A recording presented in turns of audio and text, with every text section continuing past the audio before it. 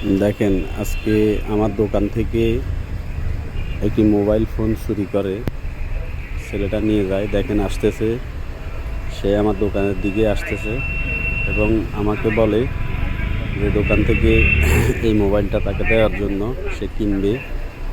আমি তো তার গেট আপ দেখে মনে করছি সে আসলে ভালো ছেলে বা ভদ্রর মতো দেখা গেছে। তাকে আমি মোবাইলটা দিলাম।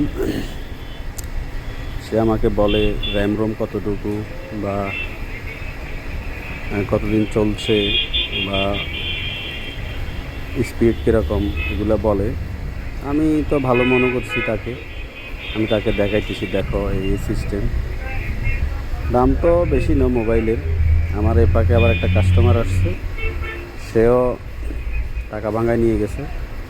দাম বেশি না, 4-5-6 হাজার টাকা দামের মোবাইল সেকেন্ড হ্যান্ড কিনতে গেলে এরকম আর কি। নতুন 10-12-13 হাজার টাকা দামের মোবাইল, তার সেই মোবাইলটা নিয়ে এদিকে দিক তাকায় দিছে দৌড়। দেখেন চলে যাচ্ছে। আমিও পিছন দিয়ে দেখি। আমি আসলে বাইরে নই, এমনি বাইরে থেকে দেখতেছি সে চলে যাচ্ছে।